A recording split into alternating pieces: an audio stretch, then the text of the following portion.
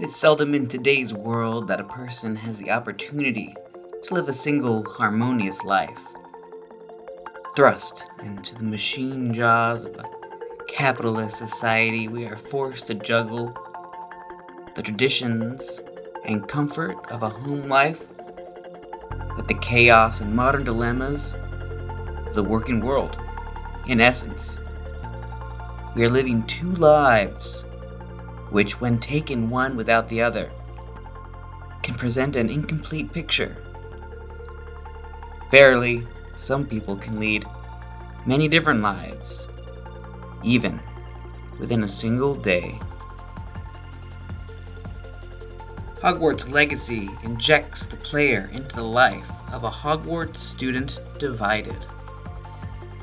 Starting as a 5th year, this student has more connection to the world outside Hogwarts than to Hogwarts itself, and yet must navigate the inner politics of Hogwarts just as the other, more indoctrinated students must do.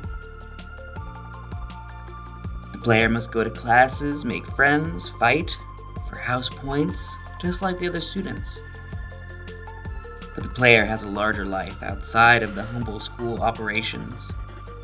The player is also tasked with exploring the countryside, meeting locals and aiding in their affairs, delving into conspiracies far outside of the scope of the education, and even running a small shop in Hogsmeade. By the end of the game, I found it hard to tell if I was even a student at all. Was I supposed to be taking classes and making friends? Or was I supposed to be fighting goblins and giant spiders for the sake of the humble small folk of the surrounding hamlets in the greater Hogwarts area? Tarantulas are known to occasionally take in frogs, keeping them as pets. The frogs protect the spider's nest in return, a symbiotic relationship as the spider will protect the frog from predators. Do the villagers and farmers around Hogwarts eat the giant spiders? Spiders are arthropods, just like crabs. So, to eat a spider would probably taste like eating crab. Such a large spider would provide a lot of food for the villagers. They actually eat tarantulas in Cambodia. Someday, I might go there to find out for myself how much a spider tastes like a crab. What we have with Hogwarts Legacy is a spider-crab situation. 2 games in one. But which is the crab and which is the spider? And which, between the 2 menu options, is more delicious? Hogwarts Legacy is a great-looking game. More than just great graphics, attention to little details permeates every corner of the Hogwarts campus. Jumping into the game was actually a bit trippy at first. Everything moves and is alive. Armored knights are fooling around, paintings make faces and pose, ghosts flit about. Just wandering around the school is entertaining because there is just so much to take in. Hogsmeade is just as fascinating as Hogwarts, and the countryside, while being less densely packed than Hogwarts or Hogsmeade, has much to offer visually as well. Exploring during the different seasons offers a variety to the visual displays. Things just transform and move. There's actually too much to talk about. I don't know if this will be the best game of the year, but it will probably at least be the best looking game. 10.1 out of 10. The narrative of the game focuses on 5 main plot lines, along with, of course, many small side quests, as well as an arc involving outfitting your room of requirement, and an arc introducing the player to each of the classes in Hogwarts. The side quests are mostly small, boilerplate missions with a few gems mixed in. The classes are fun, but you really only get to go to each class once.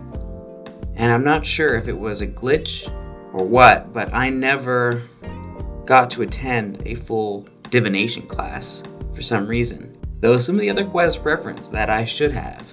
The main arc involves a goblin rebellion led by a goblin named Ranrock, who has it out for our main hero.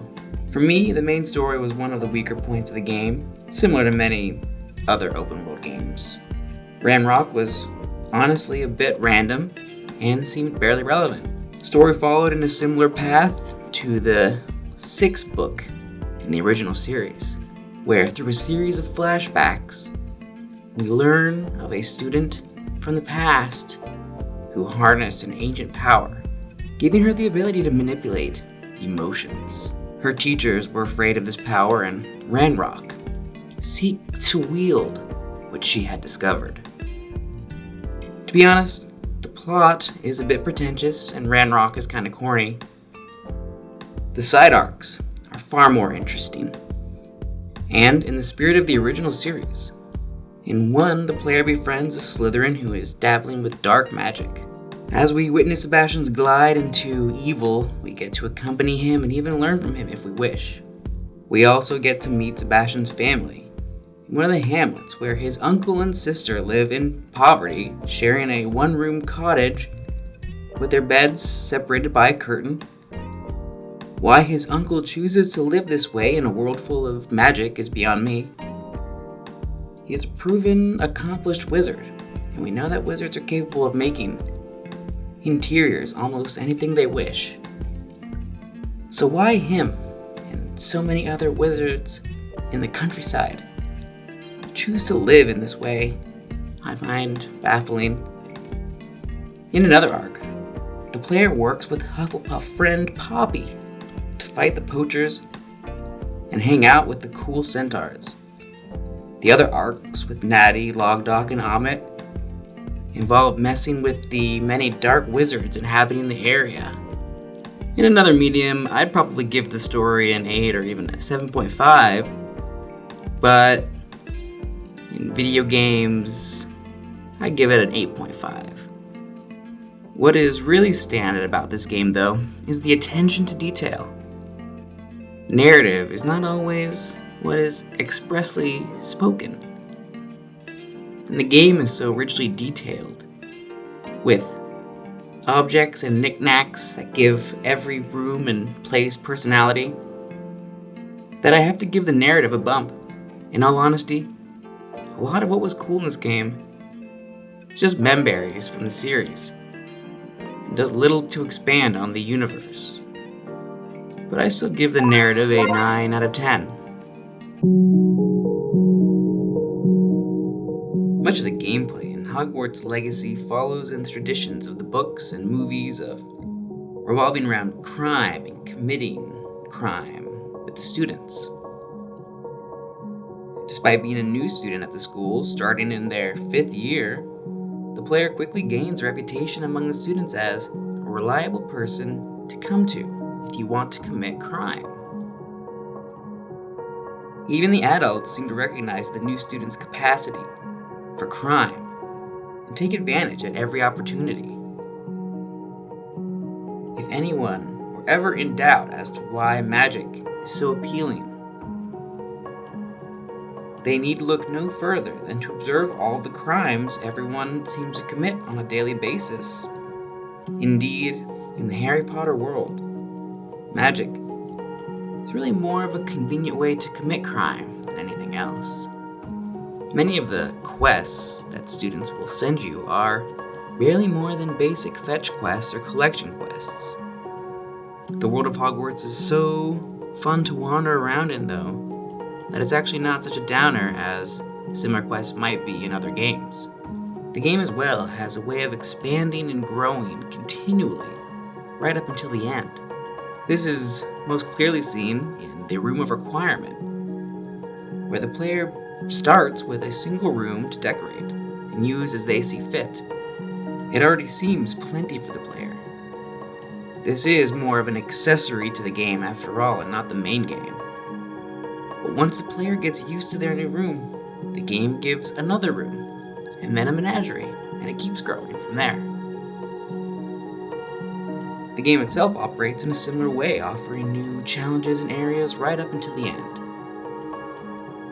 Hogwarts itself is a labyrinth which is easy to get lost in. By the end of my playthrough, I had unlocked most of Hogwarts' secrets, but I still would easily get lost on the campus, and I know there are still many things which I missed. A lot of the game is really just memberries, but it was still really fun seeing all the references which I had forgotten, realizing I could go into the kitchens to see where the house elves live, and into the dungeons, finding a secret Death Day party brought back fond memories.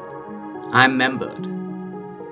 Combat in the game is surprisingly good, and there are just enough spells in the player's arsenal to really get a wizardy feel. Flying on a broomstick as well was really fun once I got used to the controls, and really opened up the map for me. Every game should have brooms. The map is fairly large, which is nice, however, I feel like the open world in the game is a bit underdeveloped in terms of content. I said earlier that I thought it was weird that so many of the local wizarding folk live in tiny shacks and hoe their fields like medieval peasants. The world is there, and there are many little hamlets to visit, but there are usually only 2 or 3 houses. There's really not much to do in them, except for in Hogsmeade. The challenges scattered around the countryside get repetitive quickly. Most of them lack any challenge factor. It's cool that it was there, but most of the map serves for little more than a scenic view to fly over. The items in the game work in a looter-shooter system, and most rewards are just more basic items which you'll end up shoveling to the local merchants for coin, though there are some cool gear that you can get along the way. The classes as well lacked the depth I might have hoped for in a game like this. It really just seemed like a missed opportunity. There was really only one real class per subject. After that, the player is released into the world.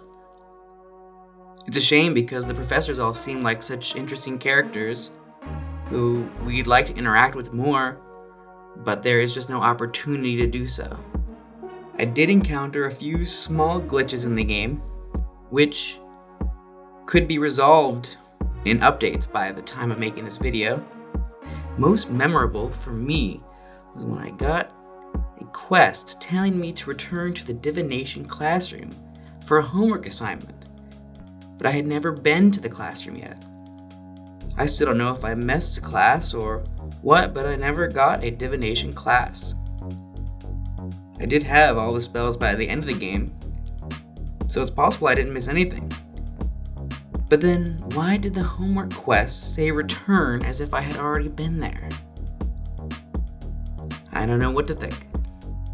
I did find it interesting that Hogwarts had a largely foreign staff, featuring many staff members with accents from around the world, a departure from the mostly British staff shown in HP's days. Hogwarts seems to have been one of those cool international schools you always hear about back in the late 1800s. I did find it odd that there's so little background about the player's character. Why are they starting so late? I hadn't even known that that was allowed before. In a game so driven by narrative, we need to know these things. A petty squabble I have with some of the quest design is a logistical issue. A common quest asks the player to go somewhere to meet with one of the characters.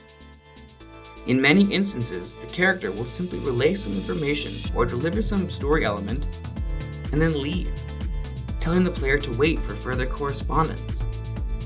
Beside feeling like a character in a spy novel, these quests serve little purpose, and the same info could have been delivered without all the runaround. Personally, I prefer quests to involve more than what could have been relayed in the contents of an hour. One aspect of the quests which I did appreciate is giving the player the option to go beyond basic accept or deny, or even worse in some games where you can only accept. In this game, the player always accepts a quest non-committedly, but when it is time to hand over the goods to the NPC, the player has a few extra options. This is nice because it ensures that the player always has the opportunity to do a quest even if they disagree with the quest giver's motives. This is a tidy new innovation which allows the players to demand payment or increase the rates. Honestly, not sure if this option actually does something except allow the player to be a dick, but the character deserves to be compensated after all. It also allows the player to be a total dick and keep the item for themselves in true Slytherin form. Though honestly, some of the quest givers have a bit of a toot to them, and I did exercise this option a couple of times. And of course, the NPC then reacts in some predictable way, which can be pretty comical. Despite the undeveloped portions of the game and missed opportunities, the game world does ultimately win me over. I give the gameplay a 9.5 out of 10.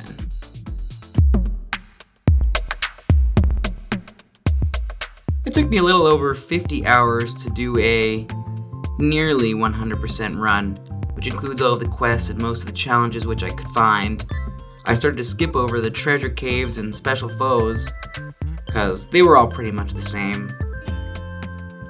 I also realized later that I never figured out the clock tower puzzle, so I may have to dive back in at some point. Kudos if you did that.